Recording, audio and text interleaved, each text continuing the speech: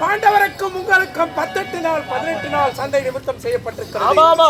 அந்த 18 நாள் சண்டையிலே தவறில்லாத தர்மராஜரை கொல்வதற்கு யாரு நம்ம இடத்துல இருக்காங்க? அப்படியா? ஆமா ஆமா.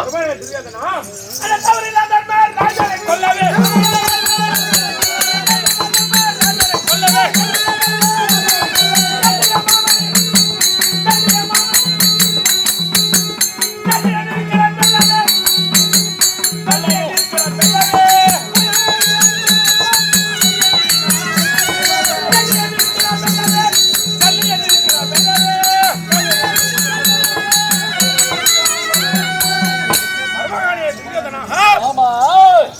என்றால் அந்த தவறில்லாத தர்மரை கொல்வதற்கு வெல்வதற்கு மத்திய தேசாதிபதியாக விளங்கக்கூடிய சல்லிய மாமன் இருக்கிறார். ஆமா, நீ யாதொன்றுக்கு கவலைப்பட வேண்டாம். சரி,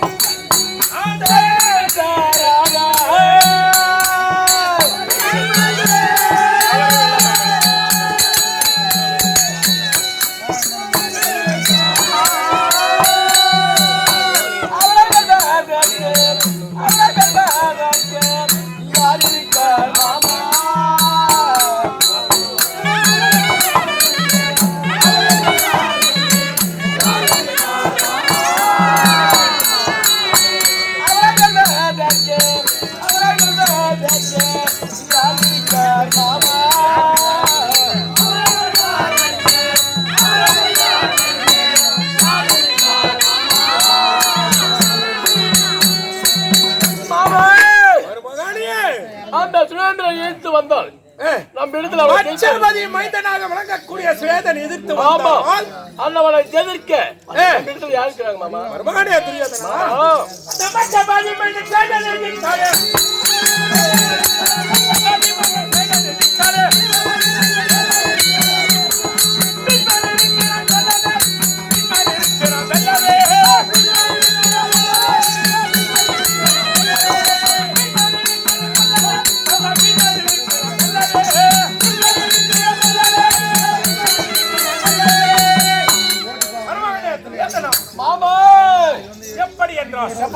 அந்த மச்சபதி மைந்தன் ஸ்வேதன் எதிர்த்தால் நம்முடைய பட்சமாக இருக்கக்கூடியவர் நம்முடைய தாத்தா 886 வயது படித்த பீஷ்மர் இருக்கிறார். ஆகையினாலே யாதொன்று காண்ட வேண்டாம். சரி மாமா.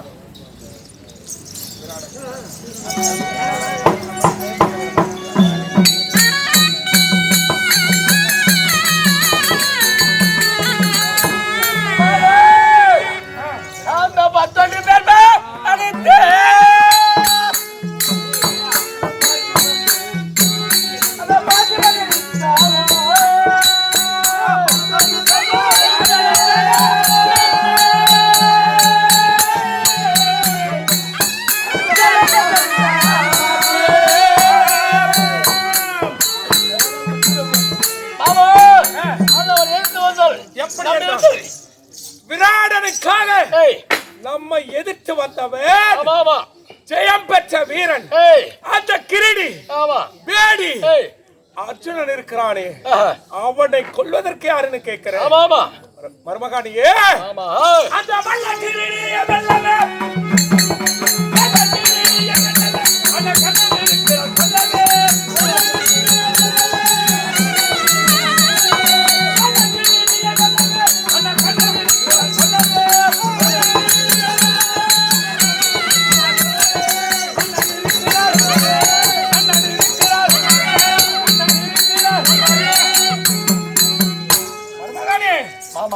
அந்த வல்ல கிரீடியை வெல்வதற்காக நம்மிடத்திலே அங்க தேசத்து மன்னன் உங்கள் அண்ணன் அந்த கர்ணன் அவர் இருக்கும் போது யாதொன்று காஞ்ச வேண்டாம். அகையினாலே அப்படி அந்த கரிமஞ்சி போய்கிறான் பாரு அவன் நான் கொண்டு போறோமா. ஆமா அப்படி இருக்கும் போது நம்மிடத்திலே இருப்பது 11 சேனை. ஆமா அவர்களுக்கு இருப்பது ஒரே 7. ஆமா 11 அக்கரணி சேனை. அவர்கள் இருப்பது எத்தனை பேர்? ஆமா 5 பேர். மாமா நாம எத்தனை பேர்? நாம கரையே இல்ல 100 பேர். நான் தம்பியார்ல 100. ஒரு செங்கல் சூளை மேல ஏறி நின்னு ஆமா இருக்கிற செங்கல் எல்லாம் வாரி வாரி அடிச்சிட்டு வச்சுக்கோ. ஓடியே புடுவா அட மொத்த பேர் பஞ்சு ஆயிடுவாங்க. நம்ம வந்து கல்லத்தை சத்து விடுங்க மகாராஜா. ஆமா நான் பேப்பர் பண்றோங்க சத்து போய்டுவாங்க. சரி அகையினாலே என்ன பண்ணோம்? சண்டை தோணும். ஆமா தினமும் அந்த கண்டு ஜெயம் யாரு பேரும் புகழுக்கு சொல்லணும் என்றால் சீனிவாசன் என்று சொல்லக்கூடிய மதிப்பிற்கு மரியாதைக்குரிய பெருகையா ஊர் பேர் சொன்னா வேணாம் சொல்ல வேணான்றாரு. அப்படி பேர் சொல்ல விரும்பாத பெருமனசு கொண்ட பெரிய ஐயா பார்த்தால குளிந்த பார்வை நாடக மக்கள் அன்பு கொண்டு வாரி வழங்கியது 21 அன்னார் அவர்கள் எல்லா ஐஸ்வர்யங்கள் பெற்று வாழ்வாங்கு வாழ ஆண்டவன் எல்லா ஐஸ்வர்யங்களும் தந்திரிச்சிக்க வேண்டும் என்று சொல்லி அவர் கொடுத்த காணிக்கை பெருமை கொண்டு வரக்கிறோம். ஜெயம் ஜெயம் ஜெயம். அப்படி ஒவ்வொருத்தரை வெல்வதற்கு நம்மிடத்திலே தாத்தா பீஷ்மர் கிருபாச்சாரி பட்டவர்த்தன மகடவர்த்தன அதிராஜர் சமரர் சொல்லக்கூடிய எத்தனையோ வீராதி வீரர்கள் இருக்கிறார்கள். ஆகையினாலே சண்டையை தூங்குவதற்கு நீ பயப்பட வேண்டாம். எப்படி என்றால் பஞ்ச மாணவருக்கும் நமக்கும் 10 வருஷத்து 14 வருடத்திலே நம்முடைய ஆயுதங்கள் 32 ஆயுதம் வைத்து அதுக்கு பூஜை செய்ய வேண்டும். அது எப்படி செய்ய வேண்டும்? செய்ய வேண்டும் அது சொல்லு மாமா. மருமகனே தெரியாதனா சூதி வாதி வஞ்சகம் பொய் பிரட்டு என்று சொல்லக்கூடிய எத்தனை வேணும்னாலும் சொல்லு என்னால முடியும். ஆனால் எந்த நேரத்தில் சண்டையை துவக்கம் செய்தால் நமக்கு வெற்றி பெறுவது என்பது எனக்கு தெரியாது. எப்படி என்றால் 886 வயது வளர்த்து உங்களுடைய தாத்தா பீஷ்மாச்சாரி இருக்கார். பல போர் முனைகளை கண்டவர். சண்டை என்று வந்து விட்டால் சுழண்டு சுழண்டு அடிக்கக்கூடியவர். அவருக்கு எதிராக நிற்கக்கூடியவர்கள் ஆமா அனைவரும் தோல்வியை கண்டவர்கள். ஆகையினாலே தாத்தா பீஷ்மாச்சாரி அழைத்து அவரிடத்திலே கேட்டான். உனக்கு அநேக வித்தையை சொல்லித் தருவார். மாமா மலையாளம் எப்படி சூதுவாது போய் பிரட்டு குட்டி சாத்தான் ஏவல் இதெல்லாம் என்கிட்ட சொல்லு. எவ்வளவு நாளும் செய்யறேன். ஆனா இந்த ஆர்வம் பார்த்து சொல்வது எனக்கு தெரியாதது.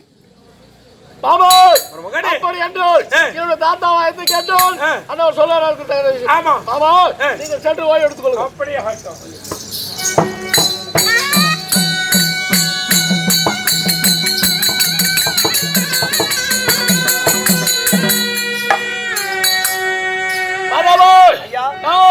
எப்படி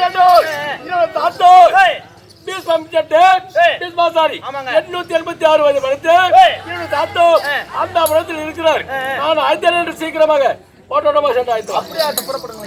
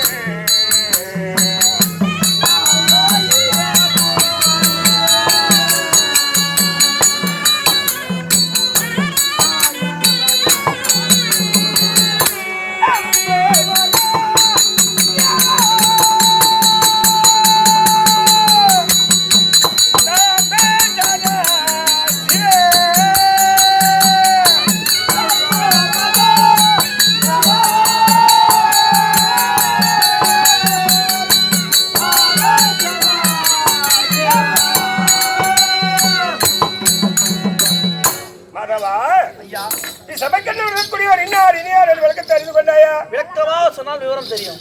விளக்கத்தை விளக்கமாக சொன்னால் தெரியும். ஆமா. சொல்லாவிட்டால் யாருக்கும் தெரியாது. தெரியாது. சொல்லுக்கிற வார்த்தை எவ்வளவு கவனிப்பாய். ஆய்ந்து ஆராய்ந்து கூர்ந்து செவிவிட்டு கேட்கிறேன். செவிவிட்டு கேட்கிறேன். ஆமா.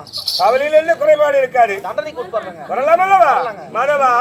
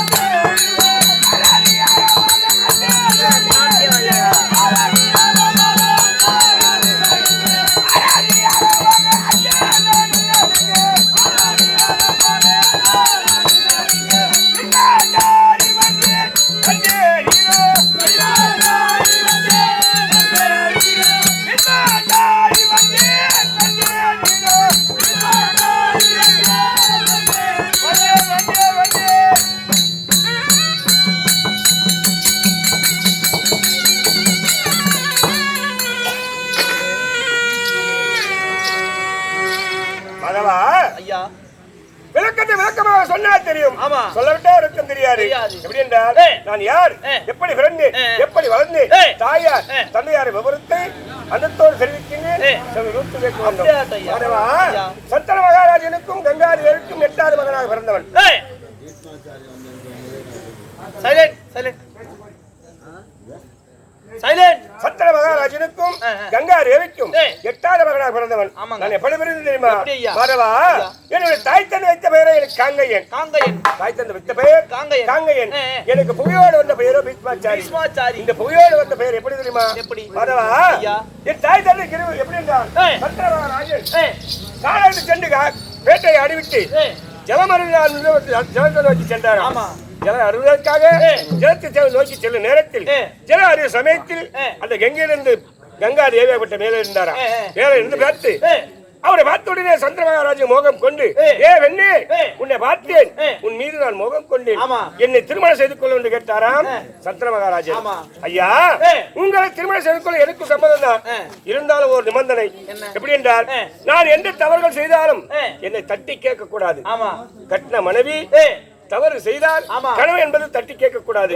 இது ஒப்புக்கொண்டால் உங்கள் திருமணம் செய்து கொண்டது மக்கள் தரா. அம்மா உன் வார்த்தை பிரகாரமே நீ எந்த தவறுகள் செய்தாலும் உன்னை நான் தட்டி கேட்க மாட்டேன் என்றா. தட்டி கேட்க மாட்டேன் என்று இருவருக்கு திருமணம் ஆகி எப்படி ஒரு ஆண்டு கலந்த பின்பு தாய்க்கோ தலைப்பிள்ளை தகப்பனுக்கோ இலைப்பிள்ளை சொல்வார்கள். பிறந்ததா முதல் குழந்தை ஆண் குழந்தை பிறந்த உடனே அந்த குழந்தை கங்கையில் வீசினாராம்.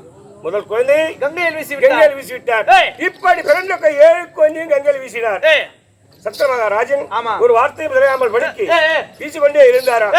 அந்த நாட்டு மக்கள் ஒன்றாக சேர்ந்து நான் பிறகு தடத்தில் என் தந்தையிட்ட முறையிட்டார்களாம். ஐயா சந்திர மகாராஜனே பிறந்த 7 குழந்தையை கங்கையில் வீசிவிட்டார் கங்கா தேவி. பிறக்க போது 8வது குழந்தை. இந்த குழந்தையும் கங்கையில் வீசிவிட்டார்.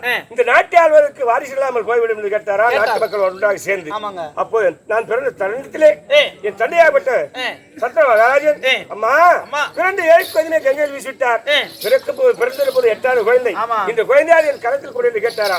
மறு வார்த்தை பேசாமல் படிக்கு என் தந்தை கரத்தில் என்னை ஒப்படைத்துவிட்டு மீண்டும் கங்கை